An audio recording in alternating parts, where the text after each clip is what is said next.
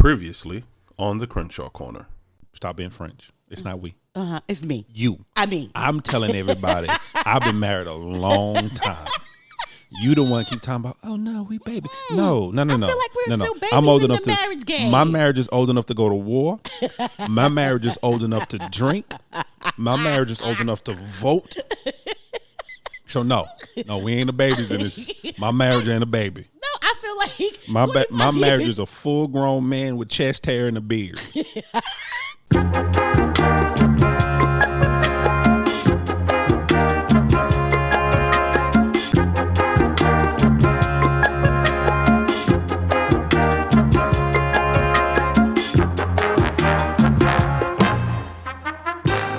Well, hello there, family. Hi, guys. Welcome to the Crenshaw Corner. I am your host, Sanchez Crenshaw, and as always, I am joined by the absolute best part of my day. Hey, y'all. That's me. How y'all doing? The apple of my eye. I'm the apple. The wind beneath my wing. I keep him flying, guys. The rib that completes me. He's completed. The lowest to my Peter. Family Guy. There you go. Ha! I wanted to give you an easy one. Wow. I felt like just giving you a softball. Like, here, just take this right here. Thank you. You're welcome. You're welcome. Whatever. I am here for you. Thank you. You're so kind-hearted. Family. Hi, guys. So happy to be here. So happy to be here. So happy to be in your ear, in your speakers. Yes. In your Alexa, however you listening to us. However you doing it. We appreciate you. Yes. However you found us, whether it's on, let's see if I remember, iTunes. Yes. Podbean. Come on. Spotify. Come on. Apple Music. iHeartRadio. Yes. Google Play. Yes. Spotify. YouTube. Mm-hmm. On the TikTok. TikTok. However you found us. Have you found this? We are so happy that you're here. We're so happy that you're listening. Much. Yes. This is one of our joys, to be honest with you. If we're having an honest conversation with our family, this is one of our joys to be able to sit down with my best friend. Yes. And have honest and open dialogue about any and everything. And for you to partner with us and to be a part of the dialogue and to be a part of the conversation. We just thank you. We appreciate you. You always know that you can reach out to us anytime via our email address, which is thecrenshawcorner@gmail.com. Once again, thecrenshawcorner@gmail.com. We love hearing from you. We love your feedback. If we did something that you liked, we like to hear it. If we did or said something that you wasn't too sure of, we take that as well. Yeah, we take it all. We just ask that you be respectful. Yes. Because I come from old school. So I'm just saying, take that what you will. I'm just saying. What? I come from a different time period. What? Take that. We been honest. We've been honest. I come from the time frame where people hit you in the face. Baby, how you gonna find them? I'm just saying, you out of order, you out of pocket. You say something out the way. Anyway, we're not gonna do this. Hello, I'm just saying. Hello, next thing you know, your lips swole. Hello, sir. Hello. Hello, sir. You done met some people in life. Hello, sir. I'm just saying. Hello, sir. Who is you? I don't even know. I'm just saying. Please forgive my husband, y'all. Hey. Okay? Please forgive him. God's still working on me in certain ways. What's going on, family? What is going on? I am Angela Crenshaw, guys. That is my wife, family. Family, that is my wife. So, if this is your first time listening to the Crenshaws, we're going to do something really quick that I don't think we've done in a very long time. What's that? We're actually going to introduce ourselves. Okay, well, let's introduce. Because we're under the impression that everyone who's listening has been here before. Right. They're a returning family member. Returners. They've been here before. And we talk about the new family members. Yes. But the one thing we really never do is that we've never really introduced ourselves to the family. So we are Angela and Sanchez Crenshaw. We are a married couple. We've been married at this point for 24 years. Yes. Going into 25 this upcoming February. Yes. It will be 25 years of marriage. We've known each other for half. So we've been married 24. We've known each other 24 and a half years. Once we hit 25, then we've known each other for 25 and a half years. We've done that. Yeah. So we met in the summer of '99. Mm-hmm. We were co-workers. Mm-hmm. We both started a new job together. Yes. We were in the same training class. Yes. If we're honest, there was an immediate connection between the two of us. At that time, we never thought about a romantic connection. We were just really best friends. We were best friends. It was just a connection. My soul connected with her soul. Yeah, her absolutely. character connected with my character. Yes, sir. There was just something about her that I knew that she had to be a part of my life. Yeah. Never thought it would be in this particular area or arena. Yeah, 'cause there was something about you I knew that I needed in my life. Yeah. Yeah. She was just a real cool chick that, Not a chick. yeah, real cool chick that I enjoyed talking to. I could be vulnerable with. I could be my authentic self with. Yeah, absolutely. At that time, that was not an option for me in any other relationship that I was in, and not even so much as a romantic relationship, but that's with family, with friends. Right. There was this particular character, for lack of a better term, role that I had to play. Yeah. And with her, I didn't have to. Absolutely. And so, fast forward to the winter of 2000. Yeah. Like I said, so we met in the summer of '99, the winter of 2000, February. 6 months. We were 6 months. We were 6 married. months we were married. And 24 years later, Yeah. we're still married. We still together. We still together. We went to our local courthouse. Yes, we did. We had a whole courthouse wedding. Yes, we did. In front of a magistrate and 4 of our friends as witnesses.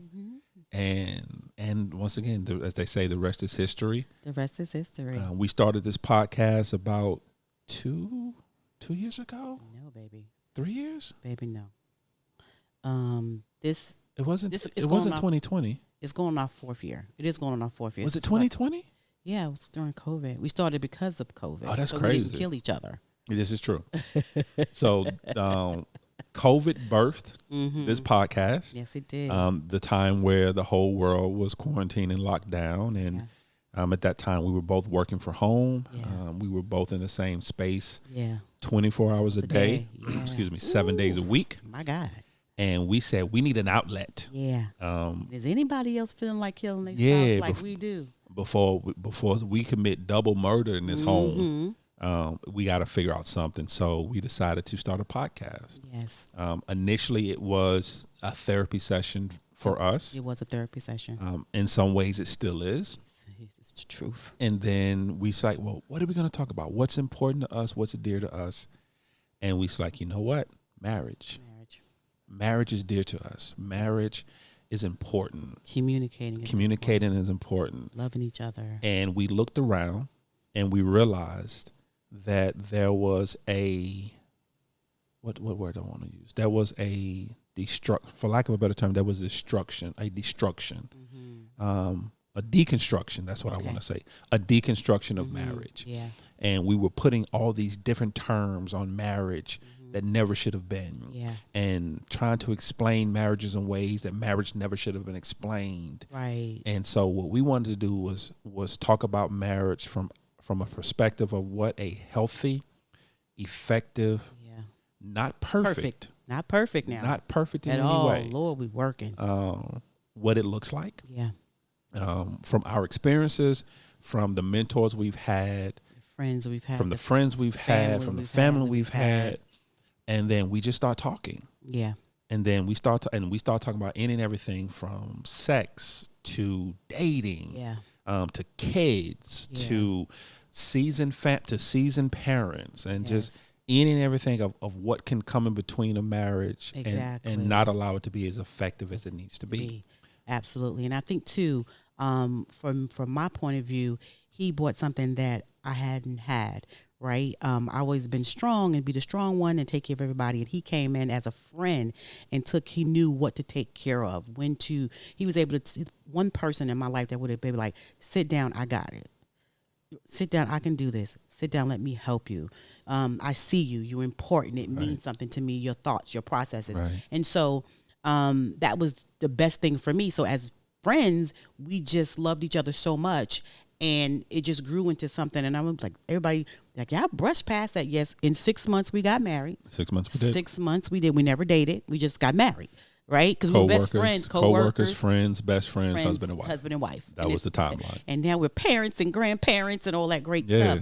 And so that's one of the things that made us who we are today. Right. Everything that we've been through, what we've experienced, what we've heard, and we realized that God was saying, you know what, put me first, number one, because we put God first always. First. But there's things in marriages that that people think or feel because you're married that it shouldn't be. Because I'm going to switch up on you. So what we want to talk about today is some myths in marriage. Okay. That people think, right? And that we've heard personally, because again, our parents would tell my dad passed away. They had been together for a long time. Right. Your grandparents have been together for a very long, since they were teenagers. Until they passed. So we've been around a lot, and we've been around a lot of married couples who've been married longer than us. Right. And so I went and put some feelers out there. Okay. And one of the questions that I asked was like, what are some of the myths? And you'll like this because this is just your mindset. Okay, let's do it. What is one of the myths that people think when it comes to marriage? Right. And one person sent me, and she said that sex after marriage is little to none. Ooh. And so you just want to just go right in. We're just going right into it. You don't want no softball. You don't. No, absolutely. So you don't want to start in little leagues. You just want to go straight to major league. Yeah, major league. Okay. Yeah. Okay. Yeah. All yeah. right. Yeah. I want to know your thoughts on that, because here's the thing: it can be. Right. It can get to that point if you're not careful. Okay. Right. So, having a real conversation about sex and marriage. I think what happens is that in the initial stage of a relationship, and speaking in general terms, of course, there's no blanket to fit all marriages. So speaking in general terms, in the beginning of a relationship, in most relationships, it is important for both parties. That intimate connection is real important to both parties, because they use that as a way to build the connection, which is misguided, but that's a topic for another time. Right. And then what happens is that once the relationship is built and it's established, for whatever reason, it no longer becomes important to both parties. So it's still important to one, but to the other person, it becomes secondary to everything else. Right. And that's when it becomes what they call sexless marriages. And then the sex between starts to dwindle. Right. And then especially when you start adding kids. Yeah. And you adding careers. You're adding your own businesses. You're adding seasoned parents. Right. You're adding friends. You're adding, there's stress of life. There's so many different things that come. Yeah. And then what happens is that, once again, on one person's list, it stays at the top. Exactly. I'm gonna do a Dave Ramsey analogy. Okay. On the other person's list, sex becomes below the line. It's below the line. And I want to say this real quick. So, and this can flip flop. So before everybody be like, the man want it all the time. I'm not talking about men, women. No, I'm just saying, I'm just helping the family. So it can flip flop. It could be the husband want it all the time and the wife don't, or the wife want it all the time and the husband does not. So we're just talking about, and again, we're talking about in general terms, right? When it comes to that. And I think too, to go with what you're saying as well, we get so caught up in taking things for granted.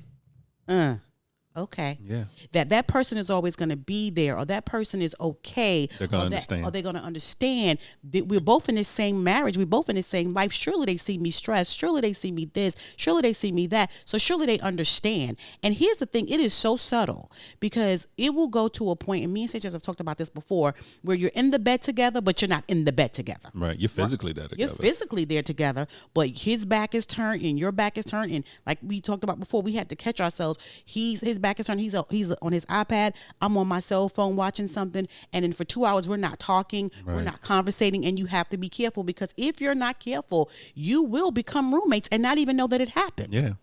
So that is like real talk. So the myth of it all, the busted myth, there are a lot of couples that are doing the daggone thing. Who are still getting it in. Getting it in. But here's the thing about that. It's a myth and a fact at the same time. Here's the myth. There are couples who are doing the thing. The fact is, it can be if you don't choose each other. If you don't make a place to choose each other and a conscious way to make time for each other. It can be if you're not careful. Yeah, it can. And what happens is that marriage is about one word: intentionality. Mm-hmm. You have to be intentional Yeah. about everything you do in a marriage. Yeah. And I think people fail to realize that there's a old saying: by not making a decision, you still made a decision. Yeah, that's good. It is true. So by not intentionally building your marriage, Right. you're intentionally destroying your marriage. marriage.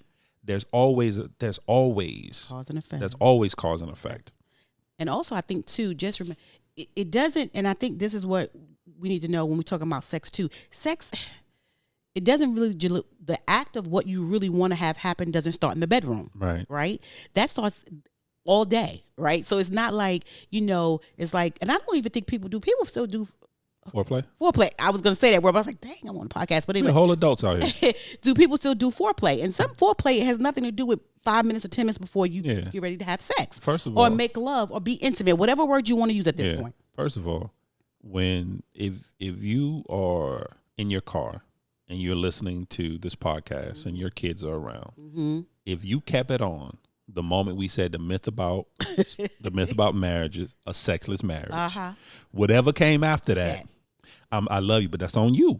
Because you heard what we said. That's on you. You heard what we said. But to go back, what happens? I didn't learn a lot in school. I didn't pay attention as much as I should have. That's my fault. We're not getting into that right now. Right. But the one thing I did learn. Oh, Lord. Why are you smiling like that, though? Because I love it. Go ahead. What did you learn, baby? Newton's third law. Okay. For every action, there is an opposite and equal reaction. Okay. So here's what I mean by that. Here's how that comes into play with sex and marriage. The action. You stopped wanting to have sex with your spouse for whatever reason. Yes. The reaction, they become distant. Yeah. The reaction, there becomes a divide in your marriage. The reaction, you go from being a loving married couple to roommates. Yeah. And once again, easily done. And the whole thing, nobody's really at fault. Nope. It's a blink of an eye. It's a blink of an eye. No one's at fault. There's really not a right or wrong. Right. A lot of people want to believe the world is full of right and wrong, where there's a lot of gray. There's a lot of gray areas. There's a lot of gray. Because there are some situations where there's not a right and a wrong person. Yeah. It just is what it is. Yeah. And we have to navigate through that. And communicate about that and fix that and look at and that. Fix it. And what happens a lot of the times, what I'm learning and what I've learned by our conversations, by the conversations we've had with other married couples, one thing that we are involved in, we have a married couples group. Yes. I advise everybody, whether you are a believer or non-believer. What I mean by that is whether you believe in God or you don't believe in God. I prefer you do. That's a topic for a different time. But what happens is that we're part of a Christian married couples group. Yes. What that does, not only does it help feed our spiritual side, but it helps feed our human side as well. Right. Because you have to have people, you have to have a village, you have to have other couples around you of like mind who are also building their marriages, who are in love with their spouse, who wants the best for their spouse, who believes in accountability. Right. And who believes in your marriage is not what it needs to be. How can I partner with you to help you get there? Right. Everyone needs that. Everyone needs an accountability partner. Exactly. So, and within this group that we have, we discuss and we talk about everything. Nothing is really off the table. Nothing is off the table. And so, and what It's like 10 couples. yeah, it's like 10 couples. 10 couples. Nothing is off the Nothing's table. off the table. And what we've learned and what we're learning is that a lot of couples don't have real dialogue when it comes to sex. Yeah. And they don't have they have the conversation of, I want it. Right. Are you going to give it to me? Right. They have that conversation. But they don't have a conversation of, what does sex mean to you? Yes. What does the act of sex mean to you? What does it take out the physical aspect? Right. Because that's biological. Not talking about that. Right. You rub yourself in the right way, things happen. Right. Nobody has to be involved. Right. So I'm not talking about the physical aspect of it, this physical outcome. Right. What does the act of sex mean to you? What does it mean to you spiritually? What does it mean to you mentally? What does it mean to you emotionally? Yeah. If I say no when you ask for it, what does that do? Right. How do you feel? Where does that take your mind? What does it take your emotions? Exactly. Those are the conversations that couples are not having. Yeah. All they know is, I wanted sex, they don't want me anymore. Right. Or I wanted sex, they must be getting it from somebody else. Yeah. And you open up your mind. Open the door for. Yeah, you open up the door in your mind for all these different scenarios that 9.99% of the time don't exist. Yeah. You're letting the enemy into your mind of things that's not even happening, not even thinking. What you have to be careful. Again, we talked on another podcast about protection, right? Protecting your energy, your time, protecting your marriage, but also protecting your sex life. Because because here's the thing: if you're not careful, that's why I say some of it can be facts, right? Because that's how sometimes marriages portray. Like, all you hear on the TV shows and social media and all this stuff is that now that I'm married, I don't get sex. And it's mostly from the men, right? Even if it ain't true, but they like to show that. Like, it's a common trope. It's now that I'm married, she barely want to do it. Every day she got a headache and blah, blah, blah, blah, blah, blah, blah, blah, blah. And some of that is true. I'm not saying it's not true, but but we have to work on the mental aspect of that, right? Because what happens is when life be lifing. Because life will life. Because life will life, right? And you're exhausted. And you're tired, man or woman, that is not, at that moment, at that time, it is not what you're thinking about at that time. I have a girlfriend who she is very, very, very, she don't play about this. This is serious business to her. If she was here, she would go crazy. She don't care. She'd be like, okay, I get it. You tired, but you make time for everything else. And she's one of those people that wants to talk about, do you know, I'm talking to the women, because it's what she says, and you know who I'm talking about. Right.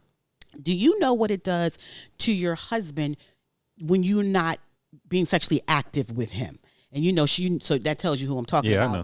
And she will have pulled the women to the side and said, let's talk about this, because you make time for everything else, but you're going to have to make time for that as well. So you may have to take a shower. You may have to change what you're putting on. You have to change your mindset, right? And, like the gym, she cracks me, like the gym, you don't want to go, but once you in there, you in there, and you thoroughly enjoy it, and you see what it does for your body, and you see what it does for you. And so that's the analogy that she's always given us. That's why you have to have a group of women or a group of men that are very honest with you and saying, hey, same thing with when you talk to the guys. What do they say? What do they say? Because I was going to talk to the men, where if your wife is not in a place where she can deliver or satisfy in that way, then you have to start asking the questions. What is preventing her from doing that? What is it? What more can I do? If it's a situation where it's the kids, are you helping enough with the kids? If it's a situation with the housework, are you helping enough in the house? Are you helping alleviate and relieve some of the stressors that are causing her to be in a position of not wanting to fulfill that part of the contract? And I'm gonna say contract. And her mental, what's her mental? What's her mental? What's his mental? Yeah, I think we have to work about that too. Are you taking care? Is the only thing important to you is the physical aspect? Because that's the problem. If you're only looking at sex as a physical act, you've already lost the battle. Right. So let's start there for a moment. Let's pull back a little bit and let's start there. Once you are married, once you say I do, once you are in that covenant with God and your spouse, sex is no longer a physical act. At that point, it has nothing else to do with a physical. Yes, It's physical. it is physical, but it's not. it's not. It's so much more than that. Right, exactly. It's so much more than just the physical act of two bodies combining, Right. like Voltron. Right. It's so much more than that. It's a spiritual connection. It's a mental connection. It's an emotional It's all of connection. And men, we have to understand where when it comes to us in a physical aspect, you only have to meet one. You only have to meet the physical need, and we're fine. Right. Women are not built that way. Women are not like that. Once again, talking in general terms. Talking in general terms. Because there are some men that need all the check boxes, and there are some women that only needs the one. Right. Because I was going to say this too. The sad part about the world, and which is sad, is not knowing and understanding that the men need intimacy too. Right. They need you to initiate too. They want to feel sexy too. They want to feel good too. You know what I'm saying? Right. Because and that's a world's view Right. of what Societal view of what marriage is. And so to understand that it's two of y'all that's involved in that, right? And so because it's two of y'all involved, there's times where the wife is going to have to initiate and make him feel sexy, make him feel good, and make him feel the same way that you want to feel. And I think sometimes we like you said, the misconception all the time, not all the time, is that the physical act is all the men need. That is Right. not so. That is so not true. I mean, it can go both ways, but Depends on the season. but it depends on the season. But to not understand that there's so much more to that than just physical. And that's why it's so important to have, pardon me, that's why it's so important to have the conversation, to have a real, honest conversation and be like, okay, babe, what makes you feel sexy? Yeah. What helps you get in the mood? Right. What mindset do you have to be in? How does the stars have to align? Stars have to align. What has to happen? Yeah. For us to be able to have a healthy, intimate relationship Yeah. on a regular basis, Basis. on a consistent basis. Preach. And then what you have to do, and once again, I'm talking to men and women. Once you have that conversation, don't have it if you're not willing to commit to what's being said. Yeah. Yeah. If you're not willing to commit and be consistent Consistency. with what you're being told, don't even have the conversation because it's unfair to the person you're having a conversation with. Because we're thinking you're having that conversation because we're about to make a decision to do something To together, partner together. to partner together in that situation. Right. And one word you will always hear me use is the word partner. Yeah. Because a marriage has to be a partnership. We have to work together Right. in order to achieve the common goal of our successful, healthy, happy marriage. Right. And so the heart to be able to build that, the heart conversations have to be had. Yeah. There's an old saying that people use all the time that it's like a flippant saying, but it is so true when you really think about it. And it's the saying that to make an omelet, you have to break some eggs. Right. Now, when you have a beautifully made omelet, it's one of the best things, right? It's one of the best things. But it's a chaotic process to get there. Violence has to happen to get there, right? Yeah, you have to break and crack an egg open. You got to scramble. You got to do some things. You got to put in some hard work to get there, to get this beautiful product. Got to add, and here's another thing too. When you say that too, you also have to add certain things in there. What your omelet you like last month may not be the omelet you like this month, Right? So there's some different added ingredients that needs to go into this new omelet, right? So, and what happens is, the reason I say that, if you want a beautiful relationship, a beautiful sexual relationship, a beautiful partnership, you have to be willing to break some eggs to do that. Right. That's what I mean by that. Don't take what I'm saying out of context. Okay. The egg breaking is the hard conversation. Yeah. The egg breaking is the commitment to what you're being told. Let's work towards this. The egg breaking is you coming out of your comfort zone, sometimes having to be retrained in your way of thinking, a different perspective in your way of thinking. Right. That's the egg breaking. Yeah. That's the hard That's part. good, babe. That's because like if we have the conversation, if I come to you and I say, babe, okay, we're not having as much sex as I would like to have. Right. First of all, having a conversation, it should never be in it should never be in an adversarial way. It should never be in an aggressive way. It should never be, I come to you, Ains, well, you ain't giving me enough sex. Right. that's not going to serve a That purpose. conversation's already over. It's already over because I've already You've lost. I've lost. You've lost. You've Because lost. I've already went in attacking. I've already Right. went in accusing. Right. I've already went in setting the established and setting the boundaries. It's your fault. Right. Exactly. We're not where we are because it's your fault. Right. That's never going to work. Not gonna work. So, but you start a conversation with, babe, I feel as though we're not in a place where we're not able to have as much intimate time as we, if I feel we both would like. Right. What is the barrier? What's happening? What's happening Right. that we can speak to, Right. that we need to come together on? Right. And how can we get there? Yeah. What's going on? Is it, what can I do? How can I help? Yeah. Because sometimes there's things that has direct correlation to you as a spouse. And then there's sometimes it has nothing to do with you. Exactly. And you have to be able to have the conversation to find out the difference. Right. Because I could be thinking that it has something to do with me and I'm not doing something right. And now I'm internalizing that. Right. And I'm becoming withdrawn. I'm becoming distant. I'm putting a wedge and a gap in between us.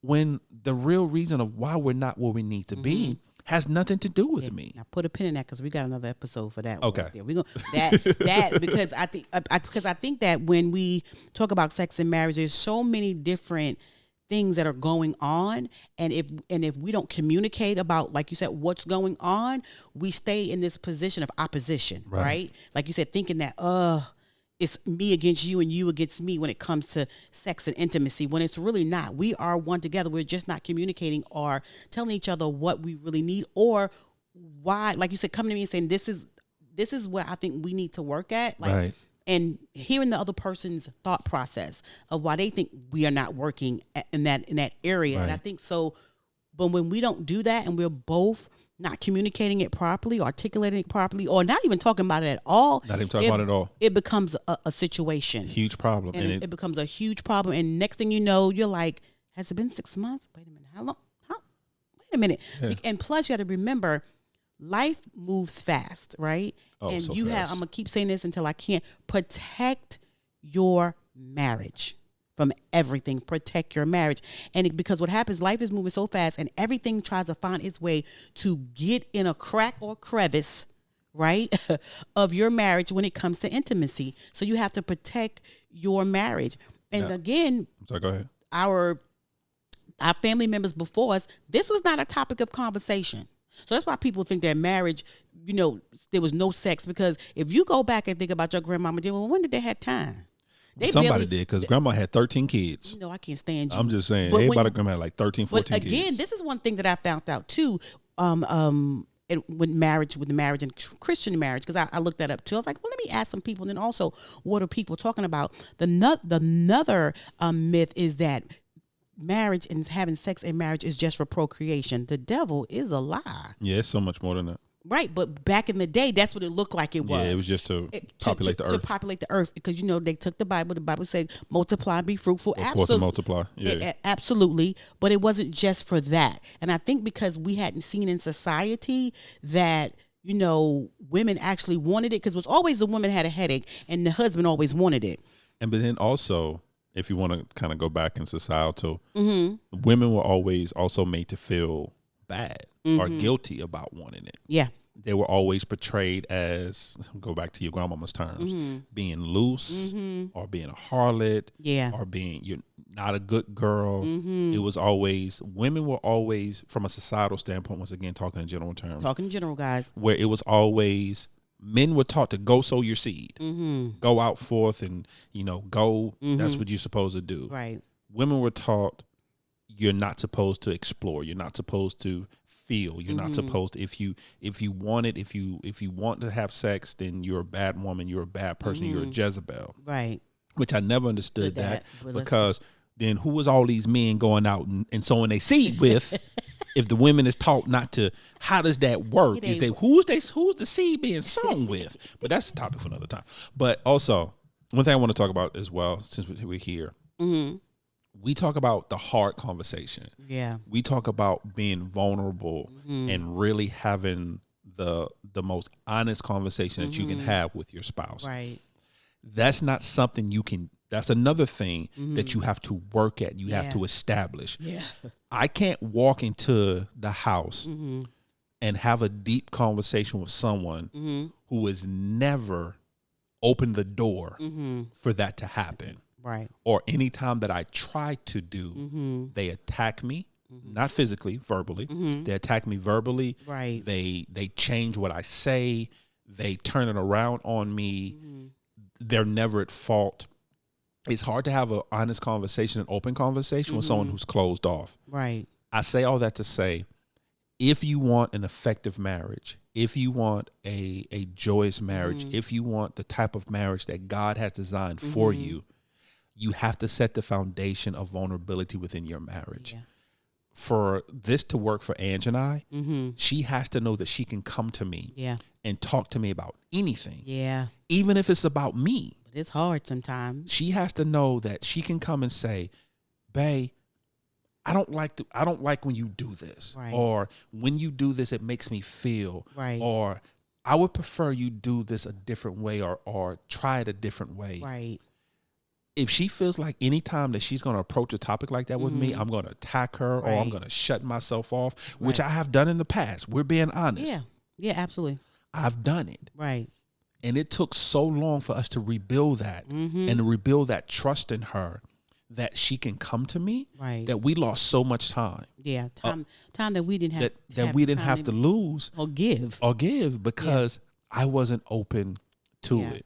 So if you are in a situation where you feel like there's something lacking in your marriage Right.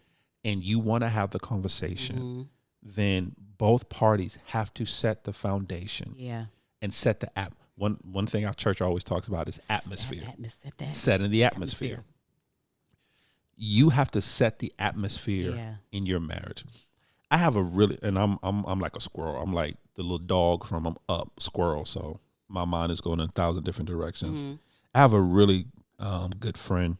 I don't talk to him often, but it's okay. He loves me. I love him. We used to work together. He's in Texas now. I think you know what I'm talking about. We used to work together. And one thing he used to always say is that you have to set the tone. Yeah. That was his favorite line. Right. He always, in any situation you're in, you have to set the tone. Right. Let the person understand the tone of what we're dealing with off gate. So there's no questions or concerns. Right. You have to do that in your marriage. If you want an effective marriage, if you want a loving marriage, you have to set the tone. For me, if I want Ange to be loving towards me, if I want Ange to be open towards me, if I want her to be giving towards me, I have to set that tone. Yeah. I have to be the one to do it first. Yeah. If I want her to talk to me, I got to talk to her. Right. If I want her to be open with me, I got to be open with her. Right. If I want her to love and cherish and care for me, Right. guess what I got to do? I got to love and cherish Care. and care for her. Because how else will she know to do that Yeah. if I don't set the tone? And I think too, when it comes to when we're talking about sex and marriage and things like that, one thing that you had said to me a long time ago was like, What'd I say? Was it Angela, profound? And you can't take my manhood from me. Oh yeah. I'm a man. Yeah. You didn't give me my manhood and you can't take my manhood away from me. So when you come to me and want to discuss something with me, discuss it, because I think sometimes, and I'm just talking in general terms, and I can say from my experience, and women that I've talked to, it's very difficult for women to go to their husband and say, that don't feel good. That don't turn me on. Right. Because again, we've been holding this thing back, like you said, from the world's view, like you're not supposed to say what you want and how you like, or they make you think that you're Jezebel, I guess that's the word you want to use, or whatever the case is. So a lot of women stayed restricted back in the day. My mother and them, I don't remember my mother and them ever having a conversation about sex, or my aunts or anything, or having that even conversation with me or my cousins. I got punched in the mouth for bringing up sex with my mama. Oh, that was your whole Madonna thing. Yeah, I got punched right in the mouth. Yeah, because they not ready. They wasn't ready for the conversation. So it kind of left us, and again, this is general terms, women saying, I don't want to tell him that don't feel good. I don't want to hurt his feelings. Like, I don't want to. I don't want to bruise his I don't want to ego. bruise his ego. That baby, Right. no, that wasn't good. Like, I didn't know. I didn't know. I did not have orgasm. No, it didn't feel good. No, I don't like being touched that way. So we just take it instead of saying, babe, can we talk about what I like and what you like? Because vice versa, it may be a way that your wife is doing something and you're like, I don't want Right. to hurt her feelings, but this don't work for me, right? And that's the thing. That's when we're talking about being intimate, right? Having a real conversation, really being one with each other and knowing what we like and what we don't like. Because you can go years with someone doing something and never liked it. Right. And I think when it comes to sex and marriage, talking about a little or none, again, I think that it's a myth. There's some, like I said, there's some facts to it, but it's not the overall picture. It's such a great area with that. And plus that's what we've shown people. Right. That married couples, that we don't have fun. And that's another thing. Let's take sex out the picture. Before you go there, yes, I just want to touch on one more thing here, yeah, and then we can move on. Yeah. Another killer in marriages, Mm-hmm. and another killer in those type of conversations, Mm-hmm. and that type of dialogue is insecurity. Mm. A lot of the times we don't want to have those conversations. I don't like the way that makes me feel. I don't like when you do that. I didn't climax, whatever. It's a lot of insecurity sometimes because we don't really want the answer to that, because now we don't want to know, well, who taught you that, or did you do this with somebody else, or were you doing this technique with somebody? Right. We don't want to have those conversations because insecurity starts coming up. And then, So like, now are you visualizing that person? yeah, are you thinking about that person person. when you do this, or Right. or if we do that? Are you thinking about me? Are you thinking about someone Right. else, or something you saw? Are you? Right. Am I just a stand-in? Right. And then once again, our minds start going comes in. and bringing in narratives that has nothing to do with this previous Exactly. conversation. Exactly. And then, or like we said, she doesn't want to have that conversation with him because there's some insecurities on his part, and I don't want to bruise his ego. I don't want him to think he's not sufficient. I don't want him to think he's not enough. Right. When understanding, if I know you the way I think I know you, Right. and if you've built that rapport with me, that relationship with me, where I know the things you're saying to me is not a personal attack. Right. It feels personal. It feels personal. We're on the same side. We're trying to accomplish the same goal. That's what you have to do to be able to have those conversations. Right. I have to know the motives behind your conversation. Right. I have to know that what you're saying to me and what we're having a conversation about, you're really doing it to edify, to build, To bring us closer. to building us closer together, to Right. if there's a gap, you're trying to close that gap, not widen that gap. Yeah. And I think too, men, it's difficult for them too, because if they say something, will the wife perceive not to be sexy? Right. Right? Right? Like if I say that, baby, I want more lingerie, or can you wear this or do this, then it will be perceived as if the husband does not think that she's sexy already. So it could, because again, I say, and I said it earlier, it's a mind thing, right? It's a mind thing. It's a mind thing. So from my perspective, once you said that, oh, he's saying I'm not sexy. So you know what? Forget it. I'm not doing nothing now. Now it's flannels all day long. Right. Flannel. You know, I love a good, don't do that. I love a good flannel. Right. But it's like, oh, so forget it. What I tried didn't work. Right. Or you're not, and it's vice versa. You're doing something that you think is pleasing and you're not getting the response. Again, it goes back to the ego. It goes back to your pride. It goes back to your self-esteem. You don't get the response that you thought you were going to get for what you were doing. So now you don't want to do it anymore. So you retreat. Right, you put up this wall. Well, I'm not doing that no more. He not getting that. He don't think I'm sexy. He don't think I'm this. He don't think I'm that. So we have to be careful to have the conversations with each other, and like that we're doing this together. That's where it comes into relationship conversations where you're going, okay, we've been married this amount of time, and when it comes to being married, it's a roller coaster ride when it comes to intimacy and sex. Seasons. It's seasons, right? So what in this season do I need to do? What do we do? What do we need to do together collectively? And also in this season, why aren't we in a position where we're doing it, like you said, doing more intimacy. Where is the disconnect? And again, it's not the disconnect. It don't have to be disconnect in the marriage. It could be disconnect in situations, circumstances, things that's going on. It could be a disconnect with me personally. And if we're not communicating that to each other, that's where it gets lost in translation, because we're not communicating what we feel. We just took it personal. And we just turned our backs to each other and was like, and we ran with it. Yeah. And it became me, wonderful me. It's me. He doesn't think I'm sexy. He don't think I'm wonderful. He don't think I look good. I gained some weight. It's all this stuff that we put on ourselves. And again, I'm going to put a pin in that because we're going to discuss that too. But we have to be mindful of each other and how we handle each other and how we care for each other, how we love each other, and what we say to each other, so that the intimacy doesn't start in the bedroom, but it starts outside of the bedroom way before you get in the bedroom. And I think that's where the important factor is. So that took care of that. All right, what's the next one? I'm only going to do two. Okay. And it says, now this one, I was like, I really want to know your thoughts. It's a myth. If you have strong faith, you don't need counseling in marriage. Oh, that's one of the biggest lies. See, that's the second biggest lie. The first biggest lie is when the devil made the world think he didn't exist. Mm-hmm. Is it the second biggest? That's the second biggest lie. Yeah. That because I'm a Christian. Right. And I got strong faith. Oh, okay. Correct me if I'm wrong. Mm-hmm. Does the Bible not speak about seeking counsel? Mm-hmm. Does it not speak that? It talks about seeking counsel. Mm-hmm. Does it not? Mm-hmm. And it talks about it in different forms. It talks about it, yes, seeking the counsel of the Lord. Mm-hmm. But it also, correct me if I'm wrong, because you're a little more of a Bible scholar than I am. Really? Go ahead. But does it not talk about seeking counsel from your elders, from your ancestors, from a wise man will seek counsel. Yeah, it talks about that, right? Mm-hmm. That's what I thought. What happens? I think that's more cultural than it is anything else. Okay, where we're taught keep everything to ourselves, keep everything in house. Don't let nobody know your business. Don't let nobody know your business. That it's a variation of don't let the right hand know what the left hand's doing. That type of variation of thing. Right. I think if you want, first of all, let me caveat, be careful of who you invite into your marriage. Come on. Now that's first of all. Mm-hmm.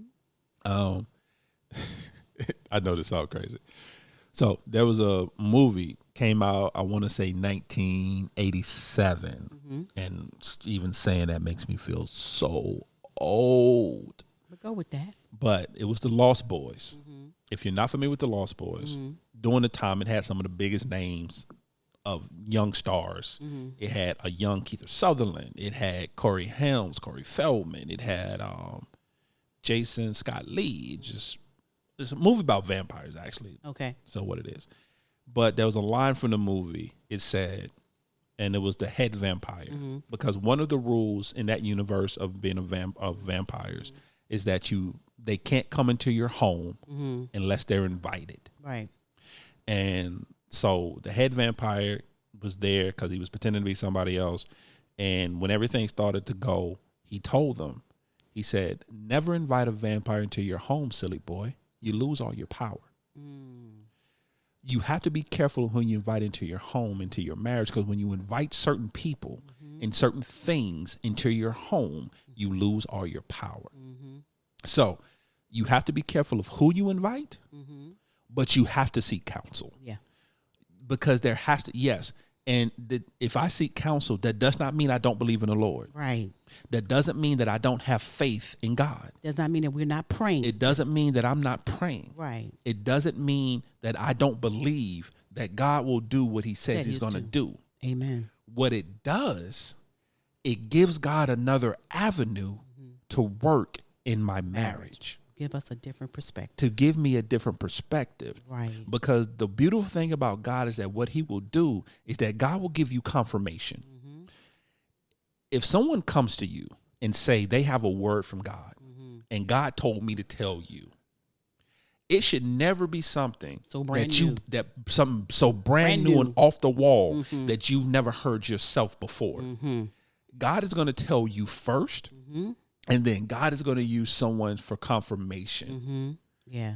He doesn't have to, but he chooses to. Right. And plus, he's a strategic God. Yeah. And with that being the case, there's some strategies that you and your spouse may not know or have in your marriage tool belt that you need.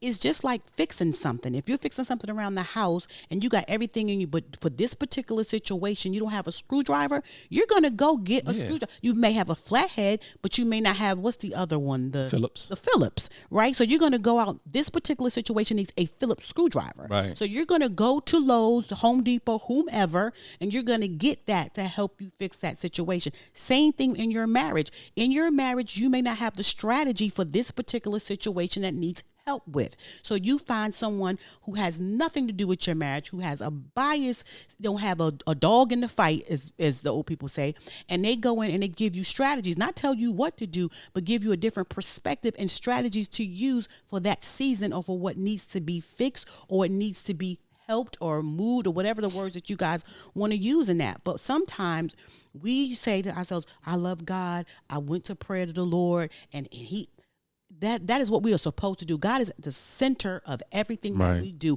However, he also gives us stuff, people, and things to utilize to help us in areas that we need help in. There's an old story, and I'm paraphrasing. I'm not going to get exactly right. Mm-hmm. There was a man trapped on a desert island. Mm-hmm. He was a man of faith, mm-hmm. and every day he prayed mm-hmm. that God will rescue him from this island. Mm-hmm. A man came on a boat mm-hmm. and said, hop on my boat. Mm-hmm. I will take you to where you need to go. Right. The man said, no, I'm waiting for God. Mm-hmm. God is going to deliver me. Mm-hmm. God is going to save me. Mm-hmm. Man in the boat goes away. A week later, he's still praying, God save me. God, I'm hungry. God, I'm thirsty. God, mm-hmm. save me, save me. Right. Another person in the boat comes, says, get in my boat. The man says, I am waiting for God. God is going to save me. I'm a believer. God is going to save me. God is going to deliver me. Person in the boat goes away. Mm-hmm. The man dies mm-hmm. on that island. He goes to heaven. He sees God. He said, God, what happened? I believed in you. I served you. Mm-hmm. I believed that you were going to save me. Right. God said, I sent you a boat. Right. God will send you a boat. Right. Sometimes we get so caught up in, I believe in God. I'm praying to God. God is going to move. God is going to do miraculous things. And then he sends the thing that you've been praying for. It just don't look like what you think it should look like. Right. He sends what you were looking for to answer your prayer. Right. And then you negate it because I'm waiting for God to move. And God said, I've already moved. I've sent you. I've sent it to you. So you're having communication struggles in your marriage. What we talked about earlier, mm-hmm. not knowing how to really communicate with your spouse. You're having insecurities that you're not really knowing how to work through. Articulate. Mm-hmm. You're having addictions. You're having things that are tangible. Right. That you're going through. Right. That you don't know how to work through. Right. And God said, I sent you a boat. Right. You've been praying for help. You've been praying for me to deliver. You've been praying for me to bless. I sent you a boat. And sometimes that boat is a counselor. Yes. Mm-hmm. Now, I go back to choose wisely. Choose wisely. When seek God on that. Seek God's counsel first.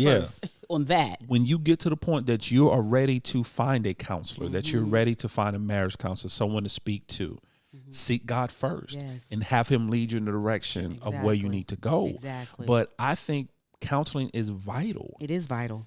And whether it's, now understand there are different forms of counsel. Yes. Whether it's you actually go to a true professional mm-hmm. who went to school for it and they have mm-hmm. their degrees or whatever. Mm-hmm. Or you're seeking a person who only deals in marriage counseling. Right. Or you have a group of people that are around some seasoned marriage people. Or you have a mentor where you have seasoned couples mm-hmm. who have been, first of all, if you're looking, find somebody that's been through something. Mm-hmm. I'm not trying to be funny, but for you to tell me that my marriage can be successful, I need to know that you done been through something in your marriage, that you done worked through some things. Tell me how. I need to know that you guys didn't speak for a while, or you guys argued or something. It's got to be something. You guys worked through it and you came on the other side. And these are the tools you learned, and this is how you overcame it. And these are the things you did. I need to know that. What's your toolkit? What's your toolkit? What's in your toolkit, please? Because I know old school, like we used to use a shoe for a hammer. Shoe ain't never been designed to be a hammer. Right. You know? But we'll use it. But we'll use it. Right. So improper. Right. And then wonder why it didn't work properly. Now we got a whole shoe print on our wall. Oh, your shoe that you had, the heel broke. The heel done broke bad. because you used it improperly. Favorite shoe, but go ahead, Karen. Because you don't have the the right tools. Mm-hmm. I think the beautiful analogy you use where you're doing a project, you don't have the right team. You go to Home Depot. Yeah. We don't think twice about Don't think twice about it. We just we go to the place that has what we need. Exactly. We don't stop and say, God, I serve you. Mm-hmm. I love you. I honor you. Mm-hmm. I am committed to you. Mm-hmm.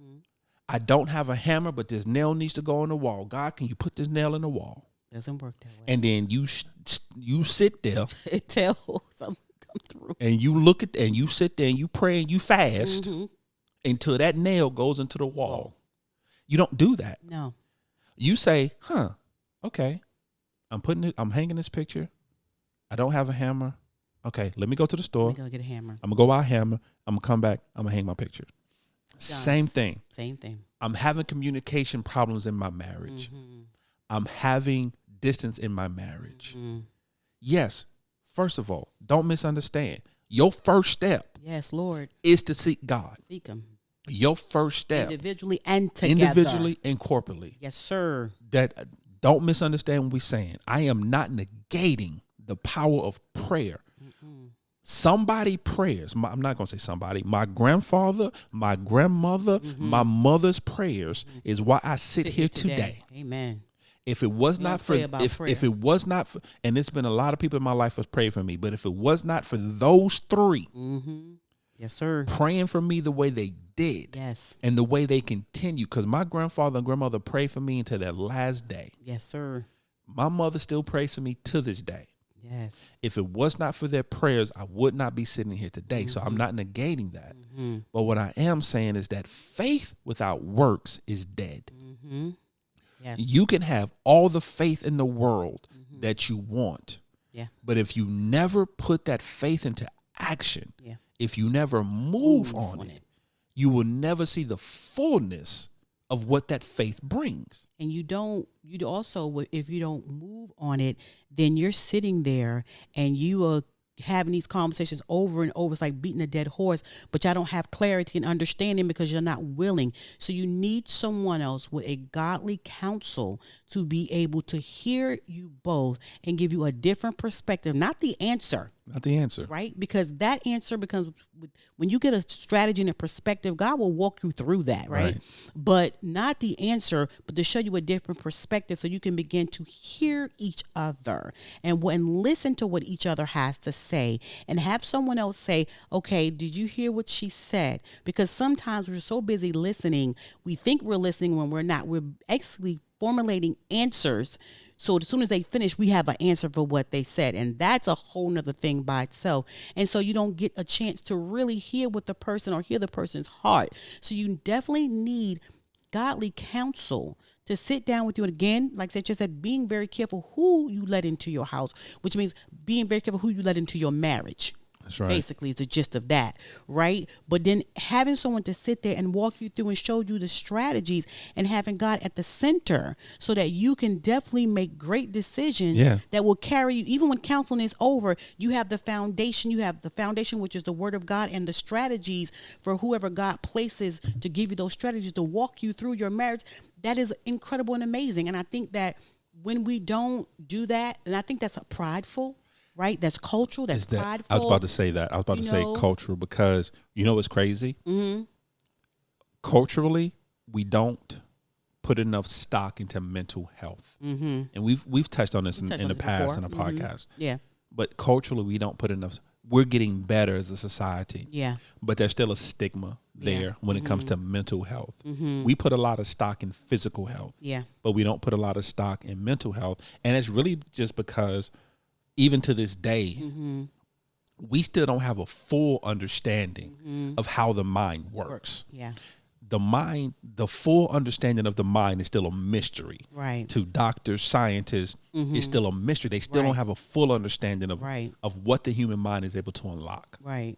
And so culturally, we don't put enough stock in it. as a person of faith, you don't have a problem going to the MD. Right. If you're sick, if something's wrong, if you don't feel well, if something's broken, You prayed about it. you prayed about it. You laid hands on yourself. You said, God, you are Jehovah Rapha, the God that heals, and by your stripes. But you also go to a doctor. But you still make that appointment. You still go to see your physician. Right. It's the same in your marriage. Right. If something is broken in your marriage, if something is sick in your marriage, if Right. something is off in your marriage, you go to someone who can help you heal it. Right. That does not negate your faith. Right. That does not negate your love of God, Yes. your fear of God, your Reverence. your reverence and your dedication to God. Yes. It doesn't negate your Christianity. Doesn't. It doesn't at all. It actually builds your faith even stronger, to be honest. It does. When it comes in your marriage, that God has opened the door and given you strategies, godly strategies, to be able, because he wants your marriage to do well. He loves marriage. He wants you guys are one. He loves that. He wants that for you. And sometimes we are so busy thinking about other people, though.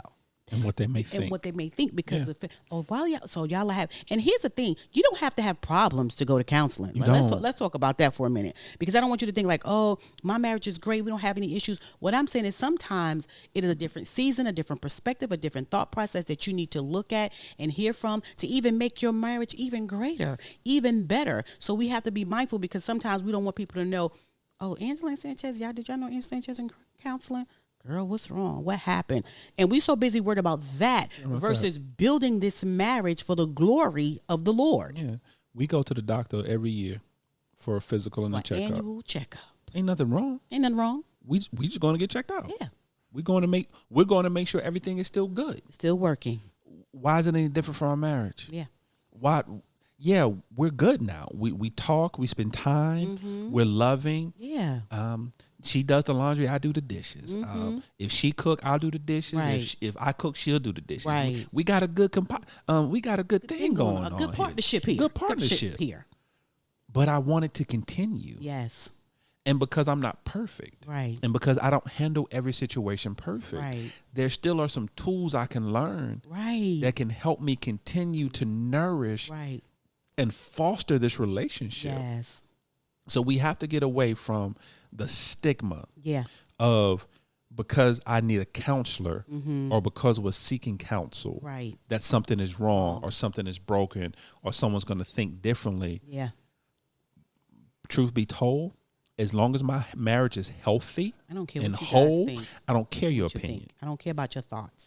Because what's going to happen is I'm going to put more stock in your opinion. My marriage is going to fall apart. Right. I'm going to be miserable in my marriage, and you still going to be on with your life. With your whole life. You still going to be happy. You and your Yes. kids going places. You and your spouse chilling. Y'all fishing. I'm over here miserable because I care more about what you may possibly think than doing the work and the investment in my marriage. In my marriage. And that's a good word. Two good words I would use for this before we end this. Talk to me. Is, far as therapy is concerned, first of all, it is a tool. It's a tool. To a better marriage. To a better marriage. Right? And it's also an investment in your marriage. In your marriage. In your marriage. And I think that, and again, it don't have to be anything going on, but it may be a season like, you know what, babe, we need counseling. Let's see if there's other things that we can do. Is there's more things that we can do? How can we do things? How can we make things even better? It is okay to do that. And not even that, but to do counseling individually and corporately. And corporately. Right? So because basically it is to be able to make sure that all parts of you are working. Right. Right? The way that God has designed your marriage and the way that He designed you to work together corporately as a partnership. So I'm only going to do two. I think that's good. I think it's good. I think that's good. I feel good about it. Any final thoughts? You know, we haven't done final thoughts in a while. Any final thoughts? You know why? Because it just came to me. I just remembered we did final thoughts. But I ain't gonna say that. Far as final thoughts are concerned, again, that just understanding that counseling is between you, God, and your spouse. Right. That it is a tool that can be used for your marriage, and also that it's an investment in your marriage. I believe that. I love that. How about you? My final thought is going to be one. And it's a myth, by the way. Yeah, it's a myth. That's a myth. My final thought is going to be intentional. from your sex life Mm-hmm. to your communication life Yeah. to seeking counseling. Mm-hmm. Be intentional. Yeah. Be intentional about being the best version of Mm-hmm. yourself, Right. not by man standards, Right. not by societal standards, Right. but by God, what God has said you are, Yeah. what God has told you to be. Mm-hmm. Be the best version of that. Yeah. Also within your marriage, be the best version of your marriage that it can be. Yeah. Because I don't care how good your marriage is, Mhm. it can always be better. Absolutely. Absolutely. Hey, What's up? I got another one. I need like I do this all the time. Yeah, I wouldn't finish with mine, but go ahead. Okay, no, I thought you were smiling so hard. No, go ahead. You No, said, hey, because no, go ahead. I want you to say no, it. because something that came to me, I used to say all the time, because life is good, Mm-hmm. but it can be better. It can be better. Absolutely. Your marriage is good, Good, but it can be better. So be intentional about it being better. Absolutely. And What's up? What you got? And also, if need be, there are sex therapists. Yes, there are. There are sex therapists, and they don't talk to you about the aspect of the act of sex. They really talk about the mental capacity, Right. and which I didn't know, the mental capacity and what is the barrier mentally that is keeping you from moving forward in your sex life with your spouse Right. too. So, because again, it's not always just physical, guys, right? So I just wanted to throw that out there, for the family. That's another tool that you can have in your tool belt. I love it. I love that too. Well, family, we're going to end it there. Nice, we are. I actually enjoyed this episode. I did So too.